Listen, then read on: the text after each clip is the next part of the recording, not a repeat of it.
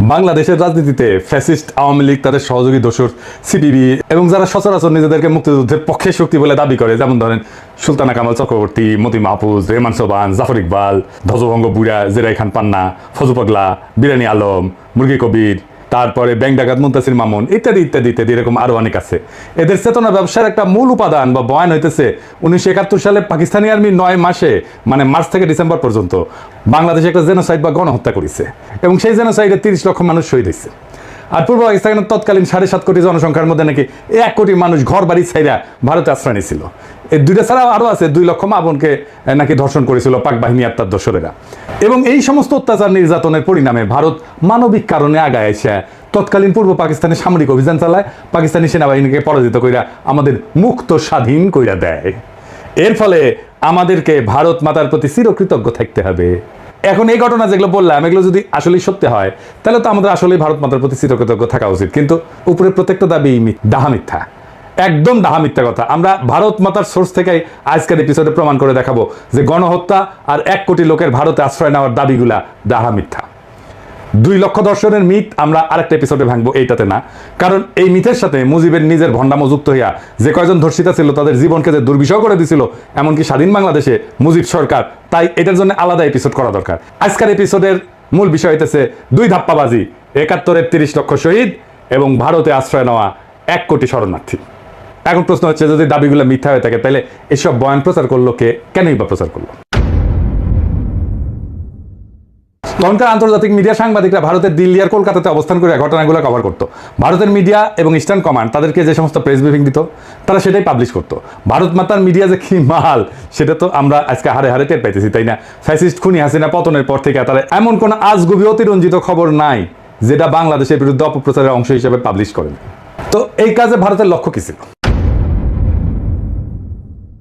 ভারতের লক্ষ্যই ছিল এই উপমহাদেশের মুসলমানদের মধ্যে যাতে কোনো মতে একটা ইউনিটি বা একতার বোধ না থাকে।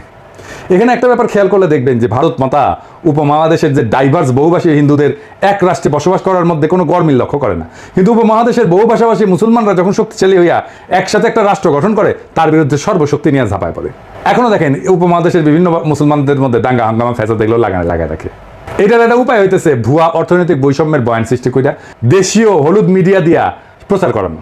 বাংলাদেশি মুসলমানদের পাকিস্তানি মুসলমানদের ঘৃণা করতে শেখানো, পাঞ্জাবি মুসলমানদের ঘৃণা করতে শেখানো, বেলুচ মুসলমানদের ঘৃণা করতে শেখানো, এমনকি তাদের ভাষা উর্দুকে ঘৃণা করতে শেখানো। এখনো দেখবেন যে বিপদগ্রস্ত জাতি যারা একটা গণহত্যা থেকে পালায় বেঁচে বাংলাদেশ আশ্রয় নিছে, সেই রোহিঙ্গা জনগোষ্ঠী, রোহিঙ্গা মুসলমানদের বিরুদ্ধে ঘৃণা ছড়ানি, এটা চেতনাজীবীদের একটা অন্যতম প্রধান কাজ। আমরা আগের এপিসোডগুলোতে এইসব নিয়ে বিস্তারিত আলোচনা করছি। আর একটা গুরুত্বপূর্ণ প্রোপাগান্ডার কৌশল ছিল আজগুবি, কাল্পনিক একটা অত্যন্ত অতিরঞ্জিত অবাস্তব নিহতের সংখ্যা ছড়ানো, যাতে মুসলমানদের মধ্যে চির দুশ্মনী আর ঘৃণা বজায় থাকে, মুসলমানরা যেন একে অপরকে ঘৃণা করে। বাস্তবে ভারতের এই কৌশল কাজও করেছে। আপনারা লক্ষ্য করলে দেখবেন 1971-এর চেতনাজীবীদের মতো ইসলামোফোব, ইসলাম বিদ্বেষী খুব বিরল দুনিয়াতে। যতগুলো ইসলামোফোব আছে সব কয়টা শতকরা 100% ভারতের 5 হাজার দালাল এবং আওয়ামী লীগের 71-এর চেতনাজীবী। এরা সবসময় 30 লক্ষের জেনোসাইড, 1 কোটি শরণার্থী এইসব ব্যাপারে বয়ানটাই নেয় না, পরিবেশ ঘোলা করে সময় অসময়। আওয়ামী লীগের বাইসে থাকার অক্সিজেনে হইতেছে এই বয়ানগুলা। এই বয়ানগুলা দেশের মানুষের মন থেকে জয় বাংলা হয়ে গেলে আওয়ামী লীগও মানুষের মন থেকে কর্পূরের মতো উবে যাবে। আজকে এই 2টা বয়ানকে চিরতরে জয় বাংলা করে দেওয়া হবে ইনশাল্লাহ। প্রথমে আসি 1971-এর যুদ্ধের সময় ভারতে আশ্রয় নেওয়া শরণার্থীদের ব্যাপারে। দাবি করা হয় 1 কোটি মানুষ পাকিস্তানি বাহিনীর আক্রমণে ঘরবাড়ি ছেড়ে ভারতের শরণার্থী শিবিরে আশ্রয় নিয়েছিল। তো আওয়ামী লীগের নেতারা কিন্তু শরণার্থী শিবিরে আশ্রয় নেয় নাই। তারা দেশ থেকে পালানোর সময় বিভিন্ন ব্যাংকের ভল্ট ভেঙে ডাকাতি করে কোটি কোটি টাকা নিয়ে ইন্ডিয়া গেছিল। সেসব টাকা দিয়ে কলকাতাতে বাড়ি ভাড়া করে থাকতো, ফ্ল্যাট ভাড়া করে, আর মদ খাইতো, আর সোনা গাছিতে কাটকা পাইতো। তো তখন পূর্ব পাকিস্তানের জনসংখ্যা ছিল 7.5 কোটি, বাংলাদেশের গ্রামের সংখ্যা 68,000-এর মতো, আমরা এটা জানি। 7.5 কোটি মানুষের মধ্যে 1 কোটি মানুষ নিজের ঘর বাড়ি ছেড়ে রোহিঙ্গা ফিলিস্তিনিদের মতো অন্য দেশের রিফিউজি হিসেবে আশ্রয় নেয়, এটা তো একটা ভয়াবহ ঘটনা।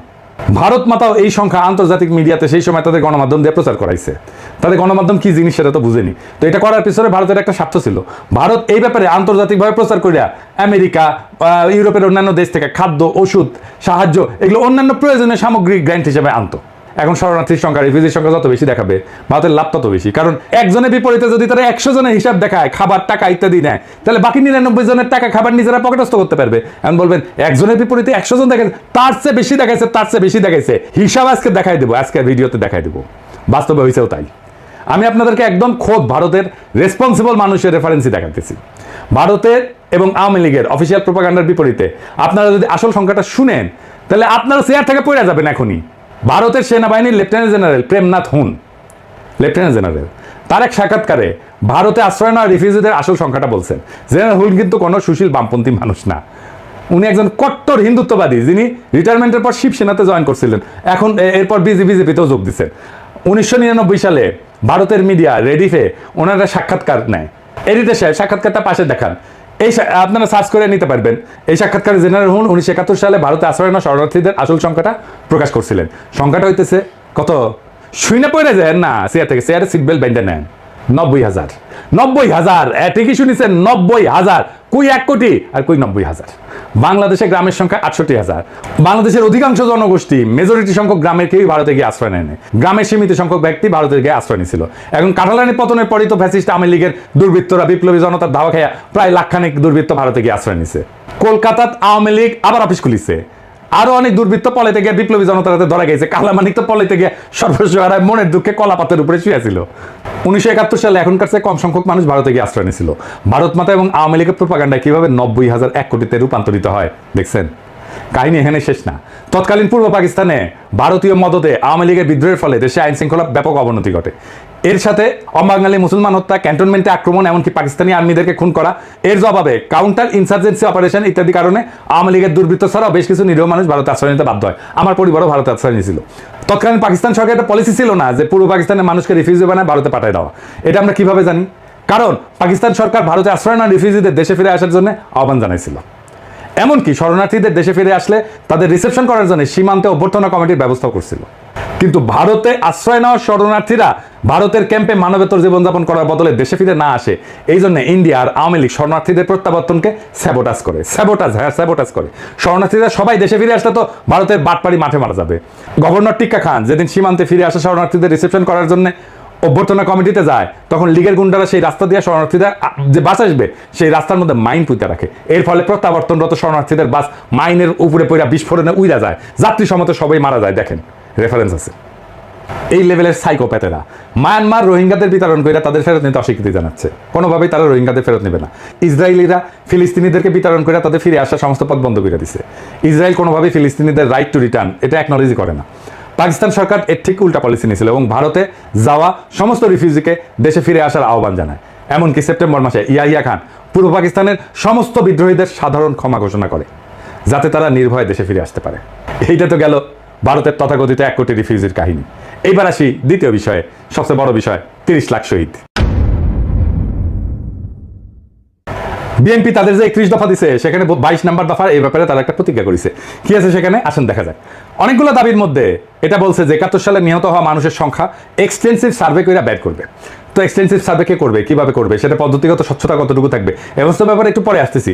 এর আগে 2015 সালের ডিসেম্বর মাসে বেগম খালেদা জিয়া এই ব্যাপারে একটা বক্তব্য দিয়েছিলেন। সেটা শুনে আওয়ামী লীগ আর সিপিবি বামদের মাথা খারাপ হয়ে গেছিল, চিল্লাপাল্লা শুরু করছিল। পারলে ওই দিনই খালেদা জিয়াকে জেলে নিয়ে যায়। খালেদা জিয়া বলছিলেন যে মুক্তিযুদ্ধের শহীদদের সংখ্যা নিয়ে বিতর্ক আছে। দেখেন, এবং এডিটর সাহেব কথাটা শুনায় দেন।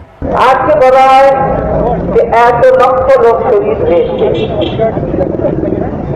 এইটা নিয়েও অনেক বিতর্ক আছে যে আসলে কত শহীদ হয়েছে মুক্তিযুদ্ধে, এটা নিয়েও বিতর্ক আছে, নানা বই আছে। এখন অনেকেই বলে, এমনকি যারা আওয়ামী লীগ বিরোধী তারাও বলে যে 71 সালে মুক্তিযুদ্ধ শেষে শহীদের বডিগার্ড যখন 10 জানুয়ারি 9 মাস পশ্চিম পাকিস্তান থেকে বাংলাদেশে ফিরে আসে, তখন সে এক বিদেশি সাংবাদিককে নিহতের সংখ্যা 3 লাখ বলতে গিয়ে ইংরেজিতে ভুলে 3 মিলিয়ন বলে। এরপর একবার বলে ফেলার পর সেটা বারবার রিপিট করতে করতে আন্তর্জাতিক মিডিয়াও আনক্রিটিক্যালি কোনো যাচাই বাছাই ছাড়াই সেই সংখ্যা বিভিন্ন জায়গায় কপি পেস্ট করে প্রিন্ট করে প্রচার করতে থাকে। কারণ এইটা সাংবাদিকতা পেশার একটা কমন বৈশিষ্ট্য। সাংবাদিকরা এক জায়গায় পাবলিশ হওয়া রিপোর্ট কপি পেস্ট করে নিজেদের মধ্যে পাবলিশ করতে থাকে। আসল ইনভেস্টিগেটিভ সাংবাদিকরা ব্লাইন্ডলি কোনো রিপোর্ট কপি পেস্টের অভ্যাস ফলো করে না, সেই ব্যাপারে তদন্ত করে দেখে। এটা খালি বাংলাদেশে না, আমেরিকা সহ পাশ্চাত্যের মিডিয়াতেও হয়। ইনভেস্টিগেটিভ জার্নালিজমের আইকন, ওয়াগারের পথ ভালুক না, ওয়াগারের পথ ভালুক না, এগুলো আইকন, মেলা আইকন আছে। সেমর হার্স নামে একজন বিখ্যাত ইনভেস্টিগেটিভ জার্নালিজমের আইকন আছে। এ ব্যাপারে অনেক লিখছেন এবং তার গ্রাউন্ড ব্রেকিং সব ইনভেস্টিগেশন রিপোর্ট যেগুলো সবগুলো মেজর নিউজ মিডিয়ায় আলসেমি করে কপি পেস্ট করে অসংখ্য বয়ানকে তথ্য প্রমাণ সহ রিপিট করছে। এখন যারা বলে সোহরাওয়ার্দীর বডিগার্ড 3 লাখ বলতে গিয়ে 30 লাখ বলছে, তারা ওই 3 লাখ সংখ্যাটাই বা কোন সার্ভের ভিত্তিতে পাইছে? যদি এটা জিজ্ঞেস করেন এই ব্যাপারে কোনো জবাব পাবেন না। ঘুরে ফিরে কিছু পেপারে কপি পেস্ট করে কিছু আর্টিকেল বড় জোর দেখাবে, যে সব আর্টিকেলে কোথাও কোনো ধরনের ফিল্ড সার্ভের কোনো রেফারেন্স থাকে না। এখন এটা মানলাম যে সোহরাওয়ার্দীর বডিগার্ড মূর্খতা ছিল, তো কয়েকবার ফেল করে ক্লাস 10 পাস করছে, ম্যাট্রিক পরীক্ষায় নকল করে পাস করতো আর অন্যদেরকে নকল করতে উৎসাহ দিত। সে লাখকে ইংরেজিতে মিলিয়ন বলছে। এখন প্রশ্ন হচ্ছে 3 লাখ সংখ্যাটাও তো 30 লাখের মতোই ভিত্তিহীন, বাইরে একটা সংখ্যা। যারা এই সংখ্যা প্রচার করে তারাও তো আজগুবি একটা সংখ্যা প্রচার করে। এবার আসেন আসল সংখ্যা কত ছিল সেটা বের করা যাক। আস্তে আস্তে সব রেফারেন্স দেখাইতেছি। এবার আপনারা চেয়ার থেকে মাটিতে পড়ে যাবেন, হ্যাঁ, অথবা আপনাদের সোয়াল খুলে ঝুলে পড়বে। আসেন দেখি সেটা। প্রথমত 3 লাখ সংখ্যা নিয়ে একটা রেফারেন্স দেখাই। 71 সাল নিয়ে সবচেয়ে বেশি স্কলারলি বই হইতেছে লিসন আর রোজের। বইয়ের নাম হইতেছে war and secession, Pakistan, India and the creation of Bangladesh. 1991 সালে পাবলিশ হয় বইটা। এখানে দুইজন লেখক এই বইতে দেশগুলোর সমস্ত অফিসিয়াল ডকুমেন্ট রিভিউ করছেন এবং 3 দেশের 71 সালে ভূমিকা রাখা সব গুরুত্বপূর্ণ ব্যক্তিদের ইন পার্সন সামনাসামনি সাক্ষাৎকার নিয়েছেন। এই সমস্ত তথ্য প্রমাণ তারা বিশ্লেষণ কইরা এই বইটা লিখছেন। এটা অত্যন্ত গুরুত্বপূর্ণ একটা প্রামাণ্য বই। এই বইয়ের লেখকেরা 71 সালে বাংলাদেশে যুদ্ধের নিয়ন্ত্রণ করা 2 জন অত্যন্ত সিনিয়র ভারতীয় সাক্ষাৎকার নিয়েছেন, যেখানে তাদের জিজ্ঞেস করা হয় 71 সালে নিহত বাঙালি সংখ্যা কত। একজন ভারতীয় উত্তর দেয় 3 লাখ, কারণ সে টের পাইছিল এই ঘাঘু লেখকদের কাছে 30 লাখের মতো অবাস্তব হাস্যকর একটা সংখ্যা বেচা যাবে না। সে অন্য প্রচলিত সংখ্যা 3 লাখ বলে দেয় ফট কইরা। মজার ব্যাপার হচ্ছে ওই ভারতীয় যখন 3 লাখ বলে তার পাশে বসে থাকা আরেকজন ভারতীয় তার দিকে কটমট করে তাকায়, সংখ্যা বাড়ায় ক এটা বোঝানোর জন্য। এরপর প্রথম ভারতীয় এক ধাক্কায় তার সংখ্যা বাড়ায় 5 লাখ বলে ফেলে। মানে মাথায় যা আসে সেটাই ফসাদ করে কয়া দেয়। তো ইন্ডিয়ান প্রোপাগান্ডা কি মাল সেটা তো আজকাল জাতি ভালো করে বুঝছে। মেইনস্ট্রিম মিডিয়াগুলো পর্যন্ত একটা ঘটনার ছবি আর একটা ঘটনার ছবিগুলো চালায় দেয়। এইখানে লেখক 2 জন সেই ঘটনার বিবরণ লিখছেন এবং মতামত দিচ্ছেন, এবং হতাহতের সংখ্যা যাই হোক এর মধ্যে অনেক প্রশ্ন আছে, যেমন কতজন যুদ্ধ করতে দিয়ে মারা গেছে, কতজন বিহারি ছিল, অবাঙালি মুসলমান ছিল, এর মধ্যে কতজন পাকিস্তানি বাহিনীর হাতে, কতজন ভারতীয় বাহিনীর হাতে, কতজন মুক্তি বাহিনীর হাতে মারা গেছে, বা পাকিস্তানি বাহিনীর কতজন মারা গেছে, রাজাকার কতজন মারা গেছে। এইবার আসি ইনভেস্টিগেটিভ ফিল্ড সার্ভে নিয়ে। ইনভেস্টিগেশনের আগে কিছু জিনিস ক্লিয়ার করা জরুরি। অধিকাংশ বাঙালি, বিশেষ করে বাঙ্গু সুশীল প্রগতিশীল সামরিক ব্যাপারে একদম অজ্ঞ। এই জন্যই মুক্তিযুদ্ধ নিয়ে এত মিথ তৈরি করা গেছে। অজ্ঞ মানে একেবারে গণ্য মূর্খ, মূর্খ সোদা। এমনকি যারা নিজেদেরকে ট্রেনিং প্রাপ্ত মুক্তিযোদ্ধা বলে দাবি করে তারা মূর্খ সোদা সামরিক ব্যাপারে। মুক্তিযুদ্ধের একদম সামরিক মিলিটারি বিশ্লেষণ আর অ্যানালাইসিস আমরা সামনের আর এক এপিসোডে করবো। এখন কইবা পারেন দাদা ট্রেনিং প্রাপ্ত মুক্তিযোদ্ধারা কিভাবে সামরিক ব্যাপারে অজ্ঞ হয়? তারা তো বড় বড় ডায়লগ মারে, অস্ত্র জমা দিয়েছি, ট্রেনিং জমা দেই নাই। তো অস্ত্র আর ট্রেনিং, পুলিশ বা সামরিক ব্যাকগ্রাউন্ড ছাড়া কাউরে অস্ত্র হাতে দেন? কেউ যদি চালাইতে পারে, ধরতে পারে ঠিক মতো, আমরা এসে কইয়েন। পুলিশ, মিলিটারি বা ইপিআর ব্যাকগ্রাউন্ডের মুক্তিযোদ্ধাদের বাইরে সকল মুক্তিযোদ্ধাদের যে কত বেইজ্জত করছি তার হিসাব নাই। আমার লগে বসাই দেন লাইভে, আমি আজকে চ্যালেঞ্জ দিতেছি, আমি প্রমাণ করে দিই অস্ত্রই ধরে নাই। আমি ওদের কি জিজ্ঞাসা জানেন? কি অস্ত্র ইউজ করতেন, কত ক্যালিবারের বুলেট ইউজ করতেন, ব্যারেল লেন্থ কত, ব্যারেল লেন্থ কইতে পারলে জিজ্ঞাইতাম কি কামে ইউজ করতেন, অ্যাকশন কি, বোল্ট পাম না সেমি অটো না ফুল অটো, রেট অফ ফায়ার কত, ইফেক্টিভ রেঞ্জ কত, ম্যাগাজিন ক্যাপাসিটি কত, এখানে কাট হয়ে যাবে। আমার সাথে লাইভে আসেন। কোন মুক্তিযোদ্ধা বেটা আছেন আমার সাথে লাইভে আসেন। বাংলাদেশের সব টিভি চ্যানেলকে বললাম আমার লাইভ প্রচার করবেন। কোন মুক্তিযোদ্ধা যার যে পুলিশ না, ইপিআর না, যে মিলিটারির ব্যাকগ্রাউন্ড নাই, যে সাধারণ মানুষ মুক্তিযুদ্ধ ট্রেনিং করে অস্ত্র জমা দেই নাই কইছে, ওরে নিয়ে আসেন আমার সামনে বসিয়ে দেন। অস্ত্র ধরে নাই ওটা আমি প্রমাণ করে দেবো। ইন্ডিয়া যাদেরকে কি ট্রেনিং দিছিল সেটা আমি ইন্ডিয়ান জেনারেলদের বই থেকে রেফারেন্স দিয়ে দেখাইতেছি। ইস্টার্ন কমান্ডের chief of staff general Jacob তার বইতে কি লিখছে দেখেন। উনি বলছেন যে একদম আনট্রেন্ড, সামরিক ব্যাপারে পরিচিতি নাই এরকম মানুষদের মুক্তিবাহিনীতে এনরোল করা হতো। এদেরকে প্রপার ট্রেনিং দিয়ে কার্যকর করতে কমপক্ষে 3 মাসের ট্রেনিং দেওয়া লাগতো। সেখানে তারা ঘুরে করে 3 থেকে 4 সপ্তাহে ভুগি ঝুঁকি কিছু ট্রেনিং দিয়ে ছেড়ে দেওয়া হতো। এর ফলে এদের কার্যকারিতা সীমাবদ্ধ ছিল। জেনারেল লাসমান সিং যিনি ইস্টার্ন ফ্রন্টের ডিভিশনাল কমান্ডার ছিলেন, উনি একই কথা লিখেছেন। তার বইয়ের নাম victory in Bangladesh. Eastern commander general Lachhman Singh সরাসরি মুক্তিবাহিনীকে প্রোপাগান্ডার পেসে পাবলিশ হওয়া তাদের কার্যকলাপকে ফিকশনাল বলছে এই সমস্ত ইস্টার্ন কমান্ডার প্রোপাগান্ডা মেশিনের প্রচার। মুক্তিবাহিনীর মিত্ররাই তাদের নামে এইসব লেখে, এইসব কথা পাকিস্তানিরা লেখে নাই। আর আমাদের মুক্তিযুদ্ধের গল্প শোনান মিয়ারা। খোদ মুক্তিবাহিনীর ডেপুটি চিফ অফ স্টাফ একে খন্দকার তার বইয়ে হুবহু একই কথা লিখেছে। একে খন্দকারের এই বই লেখার পর আওয়ামী লীগ, জাফর ইকবাল, আনিসুল্লাহের পুচ্ছে আগুন লেগে গেছে। তার এডিট করতে হয়েছে বই, টেক্সট চেঞ্জ করতে হয়েছিল। 1971 সালের 18 সেপ্টেম্বর বিলাতের দ্য গার্ডিয়ান পত্রিকায় একটা আর্টিকেল প্রকাশিত হয়, big brother goes to war. লেখক শাস্তিব্রত একজন ব্রিটিশ বংশোদ্ভূত ভারতীয় বাঙালি সাংবাদিক, যিনি ত্রিপুরাতে ভারতীয় ট্রেনিং শিবির ঘুরে দেখে এসে সেখানে মুক্তিবাহিনী ট্রেনিং নিয়ে একটা রিপোর্ট করে। রিপোর্টে এটাও লেখা আছে এই রিপোর্ট যদি ভারত থেকে করতো তাকে ভারতে গ্রেপ্তার করতো। 19 সেপ্টেম্বর মাসে আগরতলাতে একটা ক্যাম্পে মুক্তিবাহিনীর ভলান্টিয়ারদের সাথে কথা বলে জানতে পারেন সেখানে 200 জনের ভলান্টিয়ারদের মধ্যে মাত্র 6 জনকে সামান্য কিছু ট্রেনিং দেওয়া হয়েছে এবং মাত্র 3 জন কোনো একটা অপারেশনে অংশ নিচ্ছে। সব অপারেশনে যেমন বীজ ধ্বংস করে এরকম কাজে ইন্ডিয়ানরা কিন্তু নিজে করতো। আমি বলতেছি, লিখে দিচ্ছি, ইন্ডিয়ানরা নিজে করতো। মুক্তিবাহিনীর নিজেদের সদস্যদের মধ্যে তারা বড় জোর একটা গ্রেনেড নিক্ষেপ করছে এবার একটা মজার ভিডিও দেখেন মুক্তিবাহিনীর সাথে ভারতীয় ইনস্ট্রাক্টররা কিরকম ব্যবহার করতো, এদিকে সে দেখে দেন। দেবো এটাকে চলো বাজে রাখ চলো, হ্যাঁ বাস বাস টাইগার হাত, হ্যাঁ এটা হচ্ছে দূরের দুশ্মনের জন্য, দূরের দুশ্মনের জন্য কি হয়েছে, চলো শীষ লাগাও ঠিক যত সামনে জানে শত্রু পিছনে শত্রু, জানে শত্রু পিছনে শত্রু, বা শত্রু পিছনে শত্রু, জানে শত্রু পিছনে শত্রু। এই হচ্ছে জাফর ইকবাল, হুমায়ুন আহমেদ, আনিসুল হকের তৈরি করা মিথিক্যাল মুক্তি বাহিনীর আসল হাল। আর এটা নিয়ে ফজু পাগলা ধ্বজভঙ্গ বুড়া জেরাই খান পান্না এইসব সোনা গাছের মুক্তিযোদ্ধার মতো লাফালাফি। তা বাঙ্গু প্রগতিশীল যেহেতু সামরিক ব্যাপারে একদম লেজে গোবরে, এরা যেসব বয়ান বানায় সেগুলা কোনো reputable serious military scholar study করলে পাংচার করে দিতে পারবে এক মুহূর্তে। এবার আসেন আর একটা গুরুত্বপূর্ণ বিষয় নিয়ে আলাপ করি। 71 সালের যুদ্ধে ইস্টার্ন ফ্রন্টে পাকিস্তান আর্মির অর্ডার অফ ব্যাটেল কি ছিল? তাহলে করবেন দাদা অর্ডার অফ ব্যাটেল কি? আমি এটা নিয়ে একটা সিরিয়াস বড় এপিসোড করেছি, আসবে পরে, সেটা বুঝবেন মুক্তিযুদ্ধের অর্ডার অফ ব্যাটেল নিয়ে। আজকে সংক্ষেপে একটু আলাপ করি। অর্ডার অফ ব্যাটেল হইতেছে একটা যুদ্ধে দুই পক্ষের মধ্যে কার কয়টা ইউনিট অংশ নিয়েছে, কোন ইউনিট কিরকম, সেটার একটা লিস্টই তালিকা আর কি। যেমন দ্বিতীয় বিশ্বযুদ্ধে 1941 সালে জার্মানি যখন সোভিয়েত ইউনিয়নে হামলা করে, সেটার নাম দিয়েছিল অপারেশন বারবারোসা। সেই অপারেশন বারবারোসা ছিল ব্যাপক একটা অভিযান, মিলিটারি ইতিহাসের সবচেয়ে বড় অভিযানগুলোর মধ্যে একটা। সেখানে জার্মান পক্ষে 141টা ডিভিশন অংশ নেয়। মাথায় রাখবেন 141টা ডিভিশন, 141টা ডিভিশন অংশ নেয়। সোভিয়েত পক্ষে জার্মানির এস্টিমেট ছিল 213টা ডিভিশন, একটা ডিভিশন প্রায় 15 থেকে 16,000 সৈন্য থাকে। 1971 সালে ইস্টার্ন ফ্রন্টে পাকিস্তান আর্মির অর্ডার অফ ব্যাটেল কি ছিল জানেন? ডিভিশন ছিল কয়টা জানেন? তিনটা মাত্র 3টা। 14 ডিভিশন, 16 ডিভিশন আর 9 ডিভিশন। 14 ডিভিশন আগে থেকে ছিল, মার্চের শেষ দিকে এপ্রিল মাসে পশ্চিম পাকিস্তান থেকে অতিরিক্ত 16 আর 9 ডিভিশন আসে ইস্টার্ন ফ্রন্টে। এই দুইটা ডিভিশন তাদের ভারী অস্ত্র মানে ভারী কামান টামান এগুলো পশ্চিম পাকিস্তানে রেখে আসে। তারা খালি লাইট উইপন্স মানে হালকা অস্ত্র মর্টার এগুলো নিয়ে আসে। সামরিক পরিভাষায় ইস্টার্ন ফ্রন্টে তো আসলে ওয়ার ছিল না, যুদ্ধ ছিল না, এটা ছিল কাউন্টার ইনসার্জেন্সি অপারেশন। ভারত মাতা 1984 সালে পাঞ্জাবে যে অপারেশন ব্লুস্টার করছে না, ওই যে শিখ মন্দির দখল করার সময়, এটাও কাউন্টার ইনসার্জেন্সি অপারেশন ছিল। সেখানে খালি এক অমৃতসরে স্বর্ণ মন্দিরে হামলা করতে ভারতীয় সেনাবাহিনী 3টা ডিভিশন ব্যবহার করছিল। 60-এর দশকের শেষ আর 70 দশকে অ্যান্টি নকশাল অপারেশনে ভারতীয় আর্মির পুরা ইস্টার্ন কমান্ড, যেটা আসলে পাকিস্তানের সাথে যুদ্ধ করছে, সেটাকে ইউজ করেছিল। সেটাও একটা কাউন্টার ইনসার্জেন্সি অপারেশন ছিল। এছাড়া ইরাক আর আফগানিস্তান যুদ্ধের প্রথম পর্যায়ে শেষ হওয়ার পরে আমেরিকান বাহিনী কাউন্টার ইনসার্জেন্সি অপারেশনই করছিল ওইখানে। ভিয়েতনাম যুদ্ধ আমেরিকা মূলত কাউন্টার ইনসার্জেন্সি অপারেশন করছে। এখন দ্বিতীয় বিশ্বযুদ্ধের সময় জার্মানি যে ইহুদিদের বিরুদ্ধে হলোকাস্ট করেছিল না, সেখানে 1941 থেকে 1945 5 বছরে 60 লাখ ইহুদি মারা যায়। আমরা আগেই দেখেছি যে জার্মানরা খালি ইস্টার্ন ফ্রন্টেই 141টা ডিভিশন ডিপ্লয় করছিল অপারেশন বারবারোসাতে। ইউরোপের অন্য দেশগুলোতে জার্মানির আরো 60টা ডিভিশনের মতো সৈন্য ছিল। জার্মানরা সমগ্র ইউরোপ থেকে ইন্ডাস্ট্রিয়াল স্কেলে ইহুদিদের রেজিস্টার করে ট্রেনে করে নিয়ে এসে কনসেন্ট্রেশন ক্যাম্পে জড়ো কইরা সেখান থেকে বিশাল বিশাল গ্যাস চেম্বারে ঢুকায় ব্যাস আকারে ইহুদিদের মেয়েরা বিশাল ইন্ডাস্ট্রিয়াল ফার্নেসে তাদের মৃতদেহ পুড়ায় ফেলতো। জার্মানরা জাতি হিসেবে হাইলি এফিসিয়েন্ট জাতি। জার্মানি তখন প্রথম বিশ্বের একটা ইন্ডাস্ট্রিয়াল দেশ ছিল, যাদের লজিস্টিক্যাল ক্যাপাবিলিটি ট্রিমেন্ডাস ছিল।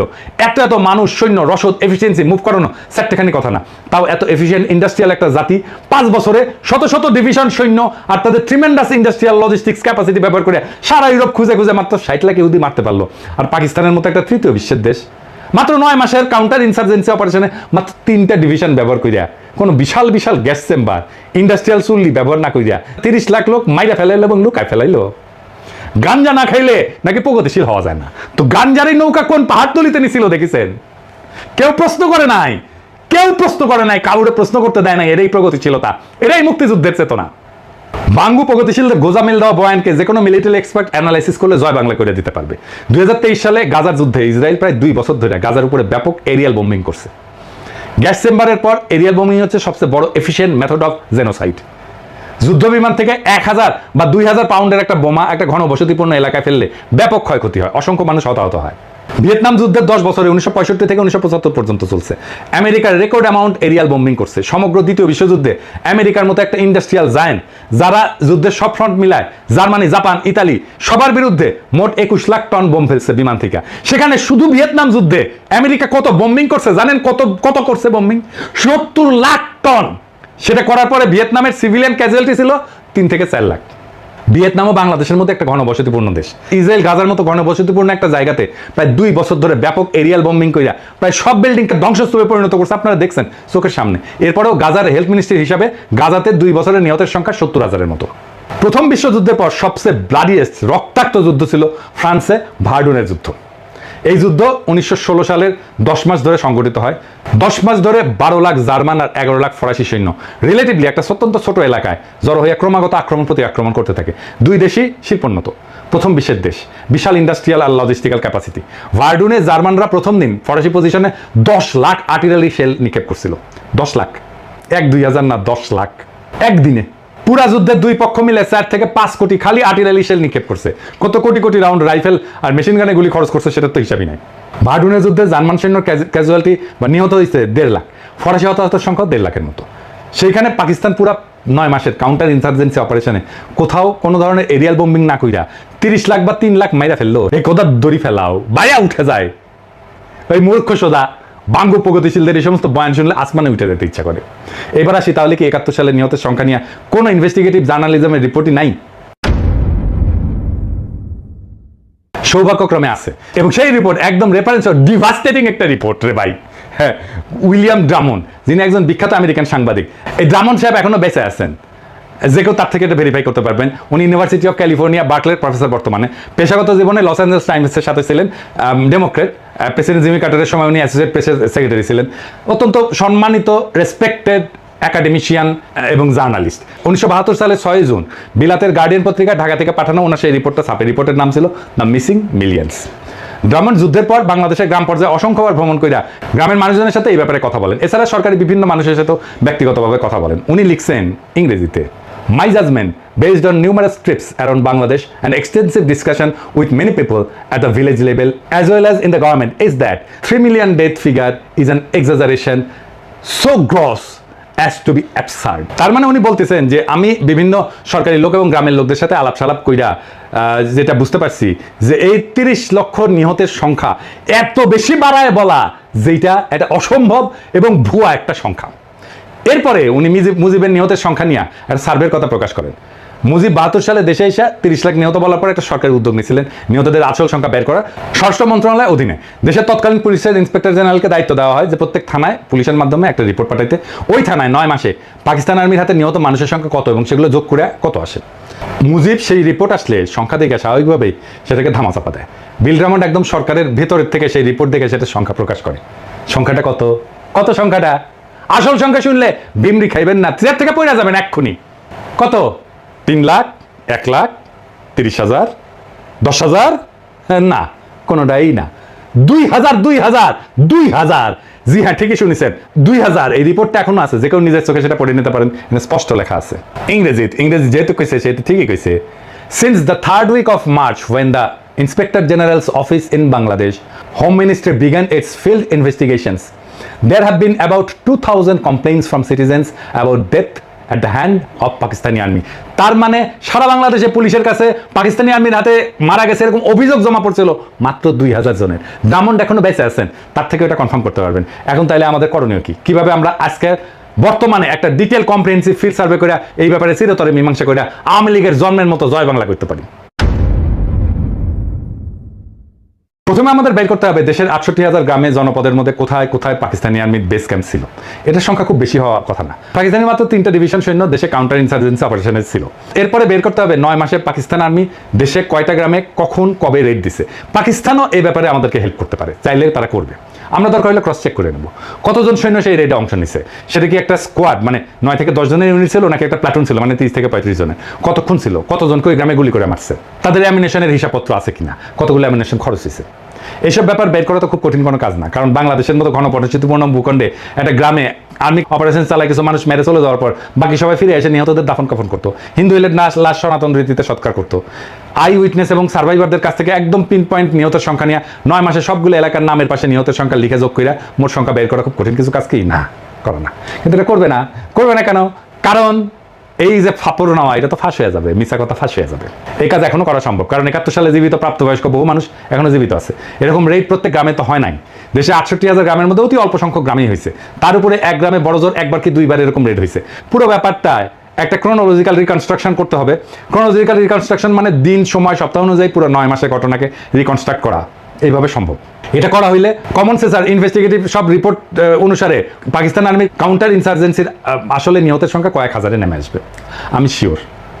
এরপর সেই তদন্ত খালি বাঙালি না, ভারতীয় আওয়ামী সন্ত্রাসীরাতে যত অবাঙালি মুসলমান মারা গেছে তার পুঙ্খানুপুঙ্খ তদন্ত করে সেটাও বের করতে হবে। দুটো সংখ্যায় কম্পেয়ার করে ঠিক করা হবে কে আগে কার কাছে মাছ দেবে। এই তদন্ত শেষ হওয়ার আগে কেউ কারো কাছে ক্ষমা চাওয়ার প্রশ্নই ওঠে না। পররাষ্ট্র সচিব জসিম খুব লাফাইছিল পাকিস্তানে ক্ষমা চাওয়া নিয়ে, আবার পাকিস্তানের টিম আসতেছে, এবার ক্ষমা চাওয়া পালসালি আলাপ যে তুলবে না তার 5 সাল আমরা সব উঠাই ফেলা হবে। যদি বেশি ফালাফালি করে পাটাম একেবারে খুলে ফেলাম এবার যদি কেউ এই আলাপটা তোলে। একবার যদি মুক্তিযুদ্ধের চেতনার কুর করে নিয়ে ওঠে তাদের, বিএনপি যেহেতু তাদের 31 দফার মধ্যে পয়েন্ট ইনক্লুড করছে, আল্লাহ চায় তো ভবিষ্যতে যদি তারা নির্বাচনে জিতে ক্ষমতা আসে, চান্স যদিও কম, যাই হোক, হ্যাঁ, তাহলে এইটা বাস্তবায়ন করুক। তারা কিভাবে বাস্তবায়ন করবে? যদি কোনো আমলা বা সচিবকে দিয়ে একটা কমিটি বানায়, দায় সারা অস্বচ্ছ তদন্ত চালায় রিপোর্ট দেয়, সেটা অবশ্যই আমরা প্রত্যাখ্যান করব। এখন বিএনপিতেও তো চেতনাজীবীতে বইটা শেষ, তার মধ্যে সব চেতনা দালালরা ঢুকে বসে আছে। যদি কোনো সুশীল বিএনপি বুদ্ধিজীবী চেতনাজীবী ধরিয়ে না কমিটি বানানো হয়, সেটাও আমরা প্রত্যাখ্যান করব। এই ব্যাপারে সবচেয়ে বেশি গুরুত্বপূর্ণ যেটা, সেটা হচ্ছে ফিল্ড ইনভেস্টিগেশনের স্বচ্ছতা। বাংলাদেশের আমলা, বিশ্ববিদ্যালয়, শিক্ষক, এইসবের যা হজবরল অবস্থা, তাদের দিয়ে এই ম্যাগনিটিউডের কোনো কাজ স্বচ্ছভাবে দ্রুত এফিসিয়েন্টলি করার প্রশ্নই ওঠে না। ওই এফিসিয়েন্সি বাংলাদেশের নাই এখন। এটার জন্য একমাত্র সমাধান হচ্ছে একটা ওয়েল রেসপেক্টেড আন্তর্জাতিক কমিশনকে বাংলাদেশে ডেকে না, তাদের দিয়ে ফিল্ড সার্ভে করা, ইনভেস্টিগেশন করানো। কারা থাকবে সেই কমিশনে? সেখানে সামরিক যুদ্ধ, মিলিটারি অপারেশনের ব্যাপারে অভিজ্ঞ, একটা অপারেশন ডিটেলস বর্ণনা শুনে সেখানে কীরকম ক্যাজুয়ালিটি হয়, সার্ভাইভার আই উইটনেসদের সাথে কথা বইলা আসল ঘটনা রিকনস্ট্রাক্ট করতে পারে এরকম লোক, এই সমস্ত ব্যাপারে যারা এক্সপার্ট, তারাই সেই কমিশনে থাকবে। এখন প্রশ্ন করতে পারেন কে কে এই সমস্ত ব্যাপারে এক্সপার্ট? পৃথিবীর টপ স্কলারদের নাম দিতেছি, যাদের দিয়া এই কমিশন গঠন করতে হবে। আমি নাম দিয়ে দিতেছি আজকেই। Professor Geoffrey Wawro, university of north টেক্সাসের সামরিক ইতিহাসের অধ্যাপক এবং ইউএনটি মিলিটারি হিস্ট্রি সেন্টারের পরিচালক। Professor John Mearsheimer, university of Chicago আর ওয়ার্ল্ডের Harrison distinguished service professor. Professor Benny Morris, Ben Gurion university নেগেভের মধ্যপ্রাচ্য স্টাডিজ বিভাগের ইতিহাসের অধ্যাপক। প্রফেসর উইলিয়াম ড্রামন, যার কথা আগে বলছি, UC Berkeley graduate school of জার্নালিজমের সাংবাদিকতার অধ্যাপক। Professor Christopher Andrew, university of কেমব্রিজের আধুনিক এবং সমসাময়িক ইতিহাসের এমিরেটাস অধ্যাপক। প্রফেসর টম নিকলস, অবসরপ্রাপ্ত স্ট্র্যাটেজি অধ্যাপক, ইউএস নেভাল ওয়ার কলেজ। এরা প্রত্যেকেই তাদের ফিল্ডের টপ কলারদের মধ্যে একজন। প্রত্যেকের একাডেমিক আর রিসার্চ ইন্টিগ্রিটি আনকোয়েশ্চেনেবল। এরা যৌথভাবে কোনো তদন্তের ওপিনিয়ন দিলে সেটা সমস্ত আন্তর্জাতিক গণমাধ্যম, যেমন ধরেন নিউ ইয়র্ক টাইমস বলেন, গার্ডিয়ান বলেন, ওয়াল স্ট্রিট জার্নাল বলেন, ওয়াশিংটন পোস্ট বলেন, দ্য টেলিগ্রাফ বলেন, লোমন্দ বলেন, সবাই সেটা বড় করে হেডলাইন নিয়ে ছাপবে এবং পজিটিভ রিভিউ দিবে। এদের ফিল্ডে করা কাজকে আন্তর্জাতিক মহলে ভারত আওয়ামী মার্কা চাপড়ি বাদে আর কেউ প্রশ্নই তুলবে না। এইভাবে যদি একটা ছোট ট্রান্সপারেন্ট আন্তর্জাতিক স্কলারদের নিয়ে গঠিত কমিশন দেওয়া তদন্ত করানো হয়, সেটা ভারতীয় আওয়ামী বয়ানের ধুতির কাঁচা টাইনা খুলে দেবে। ভারত আওয়ামী লীগ বয়ান যেটা সৃষ্টি করা হয়েছিল উপমহাদেশের মুসলমানদের মধ্যে যাতে আজীবন শত্রুতা তিক্ততা বজায় থাকে, যাতে তারা কখনো একতাবদ্ধ হইয়া এই অঞ্চলের ভারতীয় আগ্রাসন মোকাবেলা করতে না পারে, সেটা চিরতরে জয় বাংলা হয়ে যাবে। ভারত মাতা আওয়ামী লীগ আর তাদের বয়ান নতুন বাংলাদেশের ইতিহাসে আস্থা করে নিক্ষেপিত হবে। নতুন বাংলাদেশকে এই সত্যভিত্তিক ইতিহাসেই শক্তি দেবে, যেখানে মিথ্যার স্থান হবে না, আর সত্যের উপরে জনগণের আস্থা হবে আগ্রাসন প্রতিরোধের সবচেয়ে বড় অস্ত্র। ইনশাআল্লাহ জয় হবে সত্যের, আর ইতিহাস লেখা হবে। এই প্রজন্ম মিথ্যার শিকল ভেঙে সত্যকে মুক্ত করছিল, আবার সেই সত্যকে সে মুক্ত করবে। ইনকিলাব জিন্দাবাদ।